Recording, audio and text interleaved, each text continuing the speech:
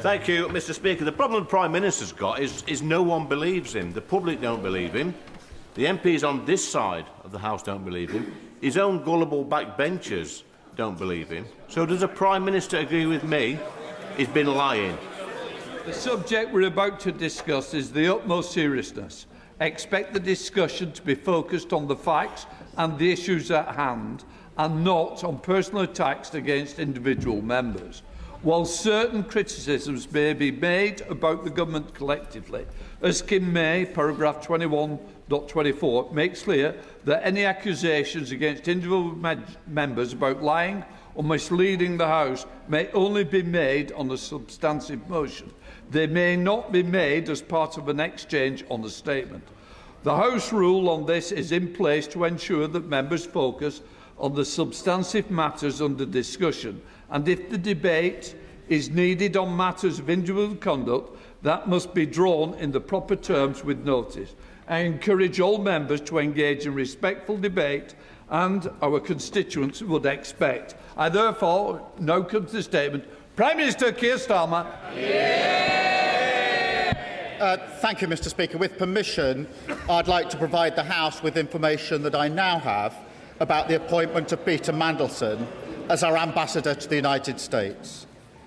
But, Mr Speaker, before I go into the details, I want to be very clear with this House that while this statement will focus on the process surrounding Peter Mandelson's vetting and appointment, at the heart of this, there is also a judgement I made that was wrong. I should not have appointed Peter Mandelson. I take responsibility for that decision, and I apologise again to the victims of the paedophile Jeffrey Epstein, who were clearly failed by my decision. Mr Speaker, last Tuesday evening, the 14th of April, I found out for the first time that on the 29th of January 2025, before Peter Mandelson took up his position as ambassador, the Foreign Office officials granted him developed vetting clearance against the specific recommendation of the United Kingdom security vetting that developed vetting clearance should be denied. Not only that, the Foreign Office officials who made that decision did not pass this information to me, to the Foreign Secretary, to her predecessor, the Deputy Prime Minister, to any other minister, or even to the former Cabinet Secretary, Sir Chris Wormold. I found this staggering, and therefore last Tuesday I immediately instructed officials in Downing Street and the Cabinet Office to urgently establish the facts on my authority. I wanted to know who made the decision, on what basis, who knew, and, Mr Speaker, I wanted that information for the precise and explicit purpose of updating this House. Because this is information I should have had a long time ago. And it is information that this House should have had a long time ago. It is information that I and the House had the right to know. I will now set out a full timeline of the events in the Peter Mandelson process, including from the fact-finding exercise I instructed last Tuesday. Before doing so, I want to remind and reassure the House that the Government will comply fully with the humble address motion of the 4th of February. Mr Speaker, in December 2024, I was in the process of appointing a new ambassador for Washington. A due diligence exercise was conducted by the Cabinet Office into Peter Mandelson's suitability, including questions put to him by my staff in Number 10. Peter Mandelson answered those questions on the 10th of December, and I received final advice on the due diligence process on the 11th. I made the decision to appoint him on the 18th of December. The appointment was announced on the 20th, and the security vetting process began on the 23rd of December 2024. Mr Speaker, I want to make clear to the House that for a direct ministerial appointment, it was usual for security vetting to happen after the appointment, but before starting in post. That was the process in place at the time. Mr. Speaker, this was confirmed by the former Cabinet Secretary Sir Chris Warmold at the Foreign Affairs Select Committee on the 3rd of November 2025 when he gave evidence. Sir Chris made clear, and I'm quoting him now, when we are making appointments from outside the civil service, the normal thing is for security clearance to happen after appointment, but before the person signs a contract and takes up post. At the same hearing of the same Select Committee, the former Permanent Secretary to the Foreign Office, Sir Ollie Robbins, said, and I quote again, Peter Mandelson did not hold national security vetting when he was appointed, but, he went on, as is normally the case with external appointments to my department and the wider civil service, the appointment was made subject to obtaining security clearance. Mr. Speaker, after I sacked Peter Mandelson, I changed that process so that now an appointment cannot be announced until after security vetting is passed. Mr. Speaker, the security vetting was carried out by UK Security Vetting, UKSV, between the 23rd of December 2024 and the 28th of January 2025. UKSV conducted vetting in the normal way, collecting relevant information as well as interviewing the applicant, in this case, on 2 occasions. Then on the 28th of January 2025, UKSV recommended to the Foreign Office that developed vetting clearance should be denied to Peter Mandelson. The following day, on the 29th of January 2025, notwithstanding the UKSV recommendation that developed vetting clearance should be denied, Foreign Office officials made the decision to grant developed vetting clearance for Peter Mandelson. To be clear, for many departments, a decision from UKSV is binding, but for the Foreign Office, the final decision on developed vetting clearance is made by Foreign Office officials, not UKSV. However, once the decision in this case came to light, the Foreign Office's power to make the final decision on developed vetting clearance was immediately suspended by my Chief Secretary last week. Mr. Speaker, I accept that the sensitive personal information provided by an individual being vetted must be protected from disclosure. If that were not the case, the integrity of the whole process would be compromised. What I do not accept is that the appointing minister cannot be told of the recommendation by UKSV. Indeed, given the seriousness of these issues and the significance of the appointment, I simply do not accept that Foreign Office officials could not have informed me of UKSV's recommendations whilst also maintaining the necessary confidentiality that vetting requires. There is no law that stops civil servants sensibly flagging UKSV recommendations while protecting detailed sensitive vetting information to allow ministers to make judgments on appointments or on explaining matters to Parliament. So let me be very clear.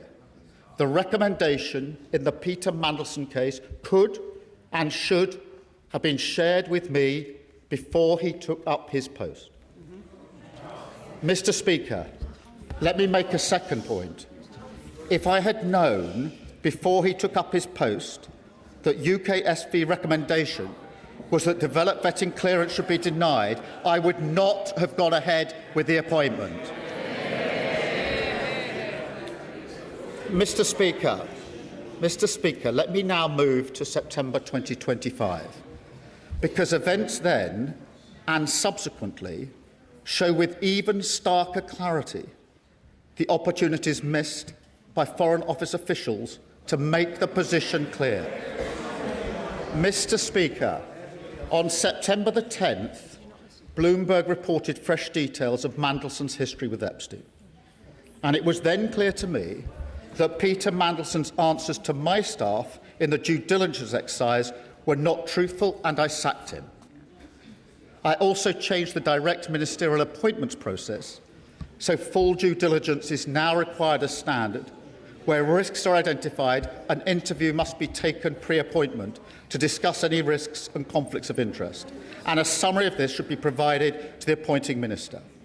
I also made clear that public announcements should not now be made until security vetting has been completed. Mr. Speaker, in light of the revelations in September of last year, I also agreed with the then Cabinet Secretary, Sir Chris Wormold, that he would carry out a review of the appointment process in the Peter Mandelson case, including the vetting. He set out his findings and conclusions in a letter to me on the 16th of September. He advised me in that letter, and again I quote, "The evidence I have reviewed leads me to conclude that appropriate processes were followed in both the appointment and the withdrawal of the former HMA Washington." When he was asked about this, Mr. Speaker, last week, the then Cabinet Secretary was clear that when he carried out his review, the Foreign Office did not tell him about the UK SV recommendation that developed vetting clearance should be denied to Peter Mandelson. I find that astonishing.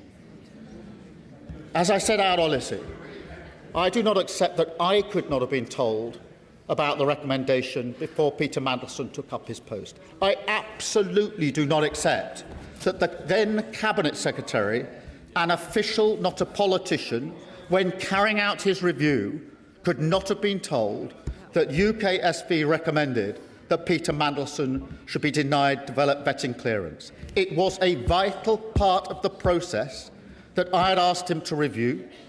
Clearly, he could have been told, and he should have been told. Mr. Speaker, on the same day as the then Cabinet Secretary wrote to me, so that's the 16th of September 2025, the Foreign Secretary and the then Permanent Secretary of the Foreign Office, Sir Ollie Robbins, provided a signed statement to the Foreign Affairs Select Committee.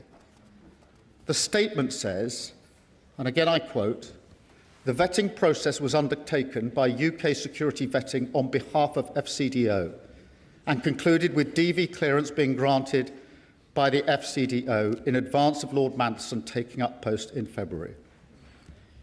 It went on to say, and again I quote, "Peter Mandelson's security vetting was conducted to the usual standard set for developed vetting in line with established Cabinet Office policy." Mr. Speaker, let me be very clear to the House. This was in response to questions which included whether concerns were raised, what the Foreign Office's response was, and whether they were dismissed. Mr. Speaker, that the Foreign Secretary was advised on and allowed to sign this statement by Foreign Office officials without being told that UKSV had recommended Peter Mandelson be denied developed vetting clearance is absolutely unforgivable. This is a senior Cabinet member giving evidence to Parliament on the very issue in question.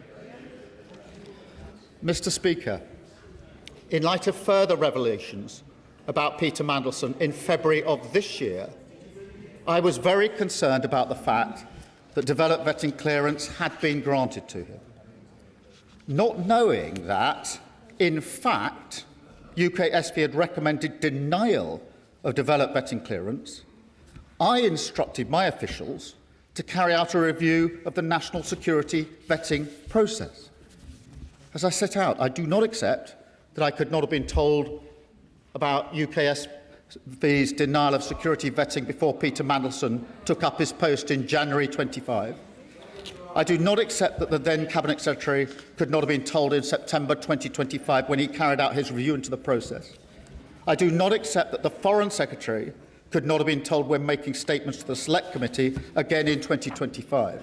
But, Mr. Speaker, on top of that, the fact that I was not told even when I ordered a review of the UKSV process is frankly staggering. and I can tell the House that I've now updated the terms of reference for the review into security vetting to make sure it covers the means by which all decisions are made in relation to national security vetting. I've appointed Sir Adrian Fulford to lead the review. Separately, I've asked the Government Security Group in the Cabinet Office to look at any security concerns raised during Peter Mandelson's tenure. Mr. Speaker, I know many members across the House will find these facts to be incredible.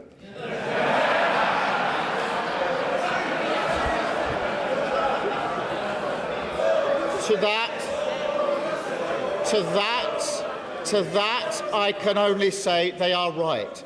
It beggars belief that throughout the whole timeline of events, officials in the Foreign Office saw fit to withhold this information from the most senior ministers in our system in government. That is not how the vast majority of people in this country expect politics, government or accountability to work. And I do not think it's how most public servants think it should work either. I work with hundreds of civil servants, thousands even, all of whom act with the utmost integrity, dedication and pride to serve this country, including officials from the Foreign Office who, as we speak, are doing a phenomenal job representing our national interest in a dangerous world, in Ukraine, in the Middle East and all around the world. This is not about them, but yet it is surely beyond doubt that the recommendation from UKSV that Peter Mandelson should be denied developed vetting clearance was information that could and should have been shared with me on repeated occasions and therefore should have been available to this House and ultimately to the British people. And I commend this statement to the House. Timmy Bay, not Leader of the Opposition. Thank you, Mr. Speaker. And I thank the Prime Minister for advance sight of his statement. His reputation is at stake. Everyone is watching. It is finally time for the truth.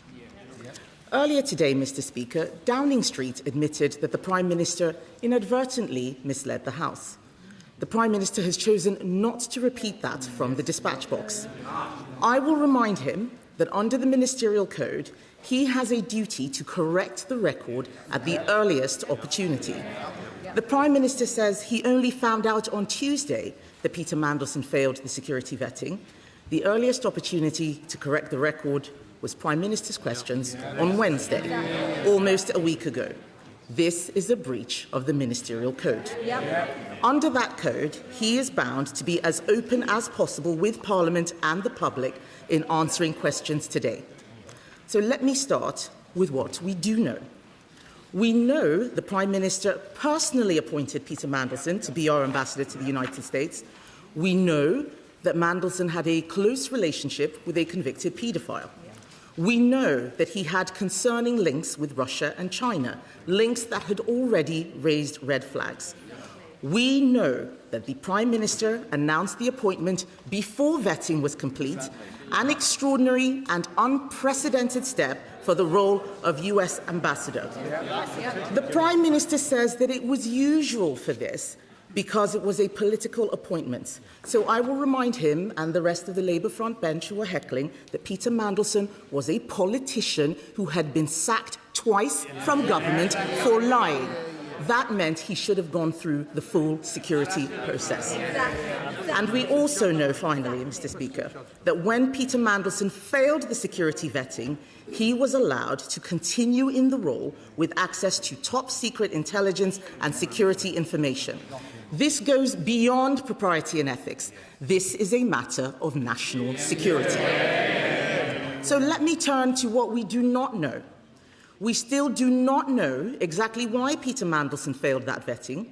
We do not know what risks our country was exposed to, and we do not know how it is possible that the Prime Minister said repeatedly that this was a failure of vetting, went on television and said things that were blatantly incorrect, and not a single advisor or a single official told him that what he was saying wasn't true. At every turn, with every explanation, the government story has become murkier and more contradictory. It is time for the truth. There are too many questions to ask in the allotted time, Mr. Speaker, so I'm now going to ask the Prime Minister just 6 questions, and I have taken the unprecedented step of providing these questions to the Prime Minister in advance. So he has them in front of him, and I have asked for these questions to be put online for the public. They and I expect him to answer. The Prime Minister appointed a national security risk to our most sensitive diplomatic post. Let's look at how this happened. The Right Honourable Gentleman told me at PMQs in September 2025 that full due process was followed in this appointment. We now know that in November 2024, Lord Case, the then Cabinet Secretary, told him this process required security vetting to be done before the appointment. He did not mention any of what Lord Case said in his statement earlier. So, first question, does the Prime Minister accept that when he said on the floor of the House that full due process was followed, this was not true? Secondly, on the 11th of September last year, journalists asked his Director of Communications if it was true that Mandelson had failed security vetting. These allegations were on the front page of a national newspaper, and yet Number 10 did not deny the story. Why? 3. Will the Prime Minister repeat from the dispatch box his words last week that no one in Number 10 was aware before Tuesday that Mandelson had failed his vetting? The Prime Minister says he's furious that he wasn't told the recommendations of the vetting. Yet on the 16th of September, a Foreign Office Minister told Parliament, and I quote, "The national security vetting process is rightly independent of ministers who are not informed of any findings other than the final outcome." This was the government's stated process. So why is the Prime Minister so furious that it was followed? On the 4th of February 2026, the Prime Minister, 5th question, Mr. Speaker, on the 4th of February 2026, the Prime Minister told me from the dispatch box that the security vetting he had received had revealed Mandelson's relationship with Epstein. How could he say that if he had not seen the security vetting? And finally, Mr. Speaker, Sistema is a Russian defense company closely linked to the Kremlin and Vladimir Putin's war machine. Was the Prime Minister aware, before the appointment, that Peter Mandelson had remained a director of that company long after Russia's invasion of Crimea? Mr. Speaker, everyone makes mistakes. It is how you face up to those mistakes that shows the character of a leader. Instead of taking responsibility for the decisions he made, the Prime Minister has thrown his staff and his officials under the bus. This is a man who once said, "I will carry the can for the mistakes of any organisation I lead." Instead, he has sacked his Cabinet Secretary. He has sacked his Director of Communications. He has sacked his Chief of Staff. And he has now sacked the Permanent Secretary of the Foreign Office. All of these people fired for a decision he made. The Right Honourable Gentleman's defence is that he, a former Director of Public Prosecutions, is so lacking in curiosity that he chose to ask no questions about the vetting process. He asked no questions about Mandelson's relationship with Epstein. He asked no questions about the security risk Mandelson posed. Apparently, he didn't even speak to Peter Mandelson before his appointment. It doesn't appear that he asked any questions at all. Why? Because he didn't want to know. He had taken the risk. He had chosen his man. Whitehall had to follow. It is the duty of the Prime Minister to ensure he is telling the truth. Or does the Ministerial Code not apply to him? I'm only holding the Prime Minister to the same standard to which he held others. On the 26th of January 2022, the Right Honourable Gentleman said to a previous Prime Minister at this dispatch box, if he misled the House, he must resign. Does he stand by those words, or is there one rule for him and another for everyone else? Mr. Speaker, let me respond to those points. Firstly, when I found out what had happened on Tuesday evening last, I wanted to have answers to the question who made the decision to recommend to give clearance on developed vetting contrary to the advice, why that was done, and who knew about it, so that I could provide the information to the House, Mr Speaker. That is the exercise that's been conducted since Tuesday evening and today, so that I could come here today to give the full account to the House, which I've just set out. Mr Speaker, she asked me about developed vetting security clearance after the appointment. I set out that wasn't me saying that. I read out the evidence of the former Permanent Secretary about that and the former Cabinet Secretary in relation to that. And I think the quotes that I've given to the House are clear enough in relation to that. She also asks why Peter Mandelson failed. Mr Speaker, it's important to make a distinction between the information provided to the review and the recommendation. The information in the review must be protected and has been protected, because otherwise the integrity of the entire system would fall away.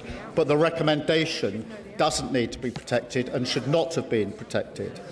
Mr Speaker, in relation to her questions, in relation to the answer about full due process, that was the information that I had, that I put before the House, and it was confirmed to be by Sir Chris Wormald, because in September I asked him to conduct a review of the process to assure me that the process was correctly carried out. He did that and wrote to me on the 16th of September, giving me that his conclusions. In relation, Mr Speaker, to reports in the media, Number 10 was repeatedly asked about the facts surrounding Peter Mandelson's clearance and was assured that the proper process was followed in that case. Mr Speaker, in relation to those in Number 10, let me give the answer. Nobody in Number 10 was informed about UK SV's recommendation. Mr Speaker, just to be clear and for the record, the Cabinet Office Permanent Secretary did receive information recently and then sought the necessary and legal advice.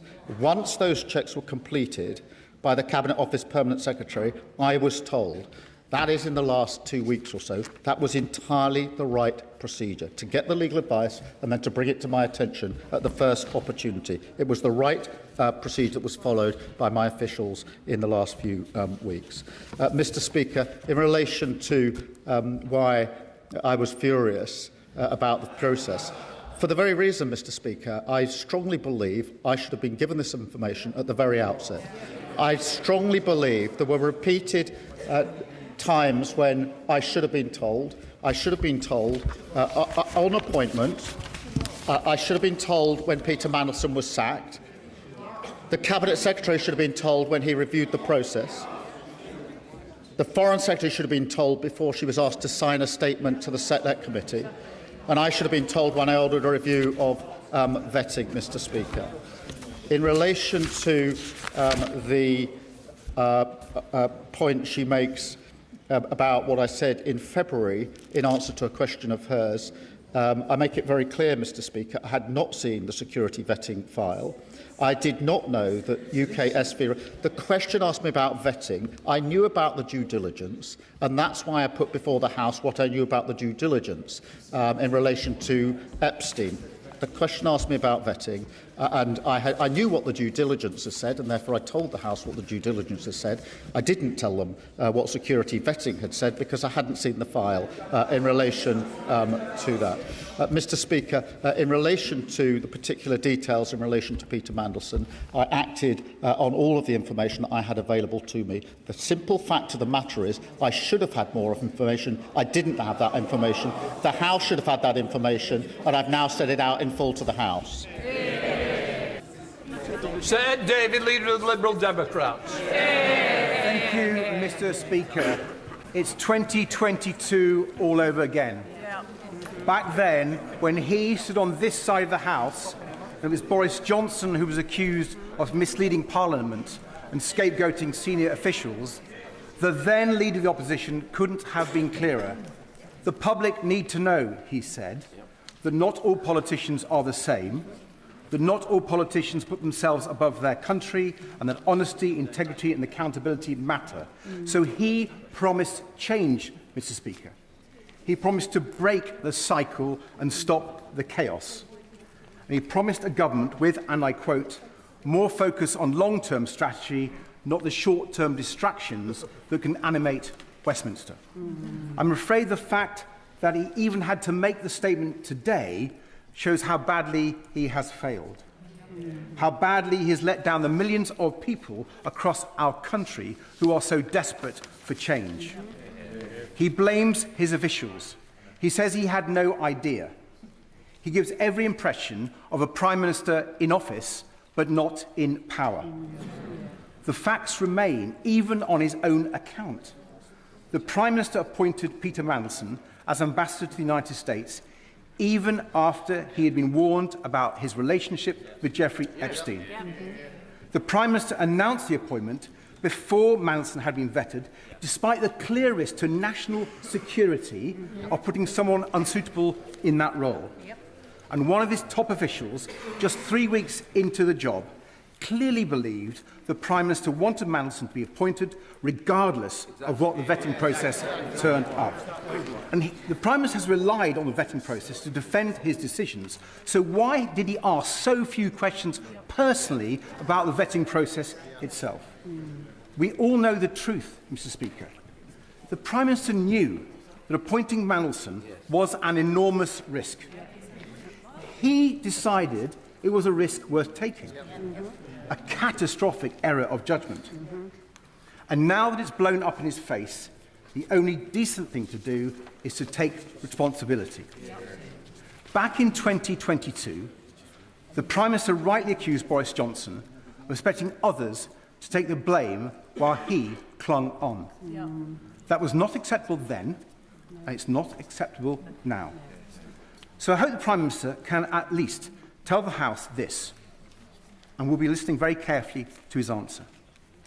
Was he given advice by Simon Case, the then Cabinet Secretary, that the necessary security clearances should be acquired before he confirmed his choice for US Ambassador? And did he follow that advice? Yes or no? Mr. Speaker, after the years of chaos under the Conservatives, we needed a government focused on the interests of the people, the cost of living crisis, the health and care crisis, our national security. We needed a government of honesty, integrity and accountability. So will the Prime Minister finally accept that the only way he can help to deliver that is to resign? Prime Minister. Mr. Speaker, I set out in my statement the full facts. And in September, when the Bloomberg emails came to light, I asked the Cabinet to review the process, then Cabinet Secretary to review the process. He told me the process was as it should have been. And as soon as the information about security vetting came to light last Tuesday, I asked for the facts to be established so I could update Parliament. He asks me about the announcement before developed vetting. He's heard the evidence that I've given to the House from the former Cabinet Secretary and from the former Permanent Secretary. In relation to the advice from Simon Case, Mr. Speaker, when I asked the former Cabinet Secretary to review the process after September 25, he specifically addressed whether the process had been followed by referencing the Simon Case letter and assured me that the process was the right process to have followed. So in answer to his question, that was specifically looked at by Sir Chris Wormold in the review that was conducted in September of last year. Dame Diana. Sorry, Diana, but... The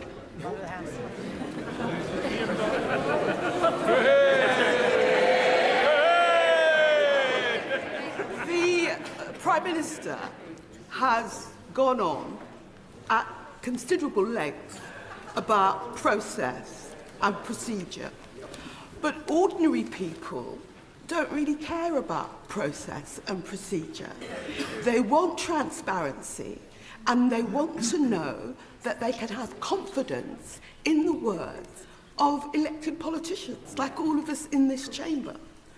On the question of Peter Mandelson, it was in the 90s that Peter Mandelson had to resign from the Cabinet for the first time because of his dealings with the millionaire Geoffrey Robinson. It was a few years later he had to resign from the Cabinet for the second time because of his relationships with the billionaire Hinduja family. Peter Mandelson has a history.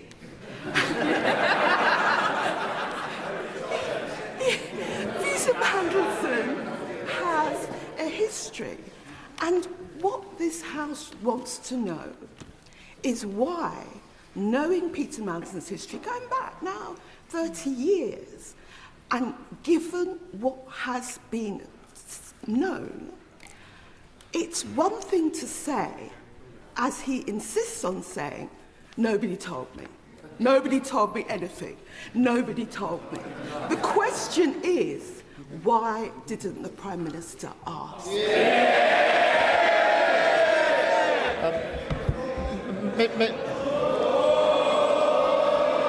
Mr. Speaker, in relation to her question, let me be clear. I should not have appointed Peter Mandelson. As soon as the further revelations came to light, I asked the Cabinet Secretary to review the process so I could be assured about the process.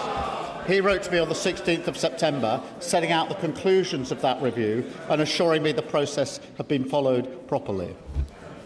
But he's also asking the House and the country to believe that, notwithstanding a front-page media splash that Peter Mandelson had failed the vetting process, that there was nobody in Number 10 or in any government department that even thought to say, is there any truth in this? Could I have a briefing on that? We need to knock this story down. If nobody asked, that is the shameful thing. And if nobody asked, does it not say to the Prime Minister that the operation of his government, which seems to be process, strategy, review, never my fault, is not sustainable and is not welcomed by the country at large? Many will appreciate his apology today, but many of us will remain bewildered still why that appointment took place, despite the warnings that many of us gave him. And isn't the reality this, that when he sought to realise his ambition to become leader of the Labour Party, with very little base within the party, he became dependent on McSweeney and Mandelson and Labour together to organise, fund his election. And that when he became Prime Minister, the reward for McSweeney was control of Number 10, and for Mandelson, the highest diplomatic office. And the message, the unspoken message to civil servants was, what Mandelson wants, Mandelson gets. This has damaged the party that I've been a member of for 50 years. I urge him to take steps to clear this toxic culture out of our party and take the first step by having an independent inquiry into Labour together.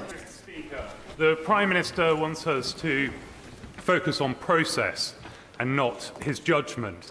But this entire sorry episode is the direct result of his decision to make a direct appointment to one of the most senior roles in the FCDO of somebody who was wholly inappropriate for the role. So can the Prime Minister at least confirm to the House that this was a singular error of judgment and that his Number 10 operation has not proposed political appointee for any other senior role in the FCDO? Prime Minister. In relation to the decision, yes, it was my decision. It was an error of judgment, and that's why I've apologised to the victims of Epstein. I've done it again today, and right to do so. In relation to the second point of his question, whether any other political appointments, I will have to just check on that and get back to him, because I'm not. There are very many appointments made. There are very many appointments made to senior positions, and I will just check that for him. Sir David Deft. Mr. Speaker, the Prime Minister has twice rebuffed first the Leader of the Opposition, then the Leader of the Liberal Democrats, when they said that the then Cabinet Secretary's advice to the Prime Minister was to get the clearance before the announcement. So I'm going to read in one sentence from a document entitled Options for HMA Washington from the Cabinet Secretary of the day to him personally. It says, if this is the route you wish to take, you should give us the name of the person you would like to appoint, and we will develop a plan for them to acquire the necessary security clearances and do due diligence on any potential conflicts of interest or other issues of which you should be aware before confirming your choice. The House doesn't want to hear about what Mr Wormald said a year later. That was the advice then. Why didn't he follow it? Mr Speaker, he reads out the passage from Mr Case's advice. The process that was followed was what I understood to be the usual process. In other words, the appointment was subject to the security vetting. It is why, when Sir Chris Wormald looked at it in September, he addressed the question by reference back to Simon Case's letter, because I wanted to know the process that had been followed was the right process, and that is what Sir Chris Wormald looked at. He looked at it expressly by reference to the Simon Case letter that has just been read out, and assured me that the right process was followed when he reviewed it. The harshest and most important truth in this entire process is that the Prime Minister of the United Kingdom chose to proactively ignore the victims of Jeffrey Epstein when he made the political choice to put Peter Mandelson in as the UK's most senior diplomat in the United States of America, despite knowing that he had maintained a friendship with Jeffrey Epstein himself. We have since seen Peter Mandelson be investigated for potential misconduct in public office, and we, of course, now learn through the media that Peter Mandelson had failed his security vetting. The Prime Minister blames all of this, all of it, on the judgement of others. But I'm interested in his judgement. Does he believe himself to be gullible, incompetent, or both? Prime Minister. Mr Speaker, I thank him for his question. I've laid out the relevant facts. It is absolutely clear that nobody is suggesting that this information was made available to me. It clearly wasn't made available. It should have been made available, and I would not have made the appointment had it been made available. That is why I set out the facts in some considerable detail to the House, with relevant quotes from all the relevant players in this. It was reported in the Times yesterday that Mandelson was given strap, very, very highest security vetting, well beyond DV, despite being failed for DV. It is likely that the Americans will have serious questions about what secrets of theirs a compromised British ambassador might have accessed. Despite all this, we also know that the PM and Number 10 were utterly determined to appoint Mandelson as ambassador to DC, come hell or high water. My question is why? Prime Minister. Can I assure her that I have ordered a review of any national security issues arising in relation to what I found out last Tuesday, and I'll obviously update the House when that review is complete. Who first suggested to the Prime Minister that Mandelson should be appointed as our ambassador to the United States, or was it just his own idea? Did it never cross his mind that Mandelson was at risk of failing the vetting process? And before sacking Oliver Robbins last week, did the Prime Minister ask him why he overruled the verdict of the security vetters, and if so, what was his explanation? I did ask him, and I didn't accept his explanation. That's why I sacked him. Thank you, Mr Speaker. The problem the Prime Minister's got is no one believes him. The public don't believe him. The MPs on this side of the House don't believe him. His own gullible backbenchers don't believe him. So does the Prime Minister agree with me? He's been lying. Prime Minister, sorry, we don't use those words, and I'm sure the members withdrawn it. Mr Speaker, I have the greatest respect for you and your office, but I will not withdraw. That man couldn't lie straight in bed. Order.